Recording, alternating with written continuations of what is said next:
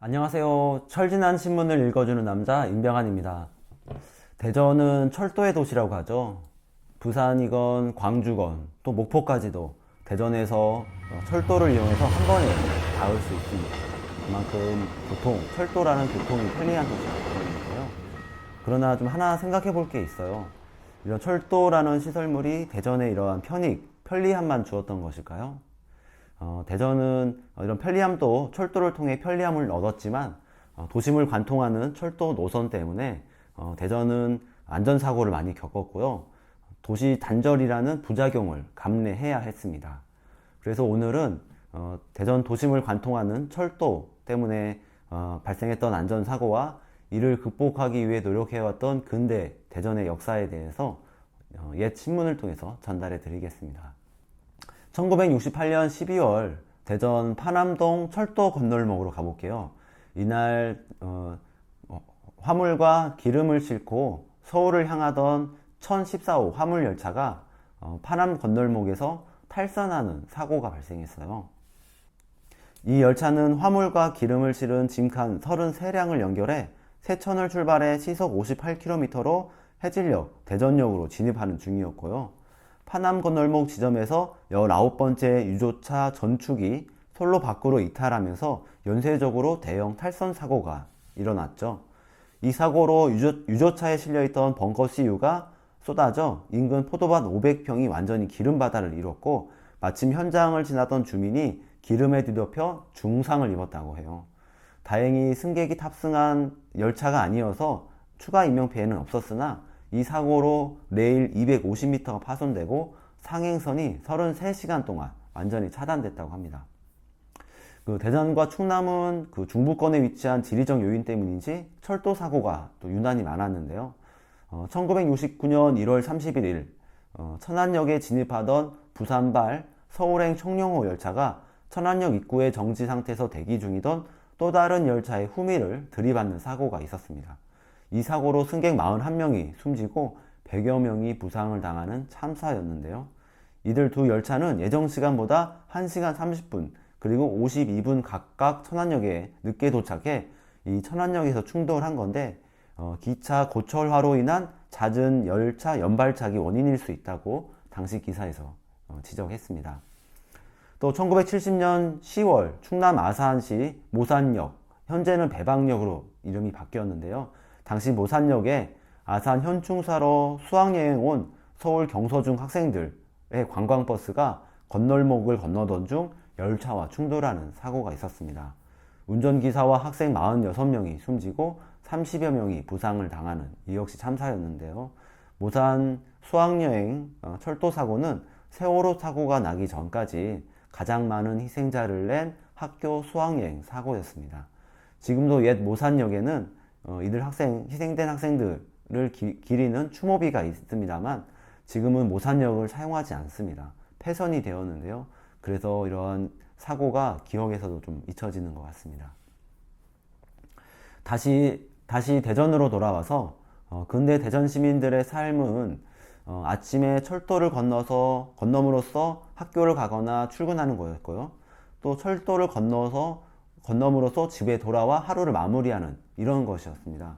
어쩌면 근대 대전에 살았던 시민들에게는 철길을 건넌다는 것은 너무나 자연스러운 일이었을 거죠. 저는 유성에서 목욕할 때가 제가 대전 시민임을 좀 가장 강하게 느끼는데요. 어떤 이는 이제 한화이글스 야구나 대전시티 축구를 응원하면서 대전 시민임을 느끼고, 또는 유성 온천문화재처럼 지역 축제를 즐기면서 지역 정체성을 느끼게 되겠죠. 이러한 공통된 경험을 공유하는 게 지역 정체성을 갖는 데 큰 도움이 된다고 저는 생각하는데요. 그런 면에서 건널목을 통해 철길을 왕복하는 행위는 지금은 아니지만 근대 대전 시민들은 공통된 경험이었을 거고, 확장해 생각해보면 지역 정체성과도 연결될 수 있을 것 같아요. 경부선, 그리고 호남선, 그리고 대전선도 있죠. 그리고 신탄진 조차장의 인입선로까지 도심을 관통하는 여러 선로가 대전에 놓였으나 이때는 안전 펜스 같은 게 없었던 것 같아요. 철길을 건너는 중에 기차와 충돌하는 사고가 자주 발생했습니다. 1968년 4월 중도일보 지면을 보면요, 대전 철도당국 구내에서만 하루 2명꼴로 선로 횡단 사고가 난다고 기사로 전했습니다. 또 69년 5월 지면에서도 올 들어 4월 말까지 철로 보행 중 사고를 당한 사망한 이가 62명에 달하고 부상도 60여 명 발생했다고 전했습니다. 이로 인해 철로 보행 사상사고는 대수롭지 않게 보아 넘길 수 없는 사회적 문제가 되었다고 당시 기사에 지적했고요. 지금도 그렇지만 선로 보행자 사고가 발생한 경우에는 해당 기차의 기관사도 조사를 받고 경우에 따라서는 처벌이 이루어질 텐데요. 기관사가 적절히 대응했느냐, 그 당시에는 어떻게 판단했을까요? 보행자를 발견한 데서 기차가 그 자리에서 멈출 수 없다라는 어떤 그런 한계가 있죠. 기관사의 책임 문제는 근대 대전에서도 논란거리였나 봅니다. 1956년 10월 기사를 보면요. 대전 철도국이 관내 사법관 시승 열차를 운행했다고 기사가 있습니다. 대전과 전주, 군산 등지에 법원과 경찰청 관계 인사와 언론계 인사들이 기차에 탑승한 행사였는데, 이 기차에는 객차 3량과 화물차 9량을 연결해 시승 열차를 만들었습니다. 전방 60m의 장애물을 발견하고 열차를 급정지를 시도했는데 270m를 더 전진한 상태에서 기차는 멈추었고, 귀로 중에도 실험을 해서 55km의 속도에서 50m 전방에 장애물을 발견하고 급정차를 시도한 결과 320m를 더 전진한 상태에서 기차가 멈췄다라는 실험 결과를 얻었다는 겁니다. 이거는 곧 이제 철로에서 사상사고가 발생했을 때 기관사의 책임에 대해서 어떤 한계가 있다라는 것을 법관들에게 인식하는 계기가 되었고요. 또 철도 보행 그리고 횡단자를 단속해달라는 요구도 이날 나왔다고 합니다. 급기야 대전 철도국에 이런 차가 등장했네요. 선로 위를 움직이는 모터카에 스피커를 장착한 것인데요. 선로 보행 방지, 계몽 선전에 사용되는 장비라고 소개되었습니다. 이 기사에서 7월 말 현재 총 24,800여 명의 선로 통행인이 적발되었고 159명은 사법당국에 고발 조치됐다라고 기록되었습니다. 또 대전 곳곳에 거미줄처럼 쳐진 철로는 보행자뿐만 아니라 차량 통행에도 상당한 지장을 초래했죠. 그래서 이를 극복하기 위한 게 육교와 지하차도인데요.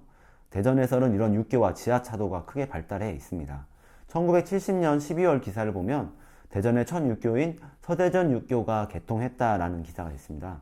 그동안 협소한 노폭에 차단기를 통해 호남선 철도를 건너다니던 교통상의 막시일한 지장을 이날 완전히 해소해 되었다라고 기사에 기록되었고요.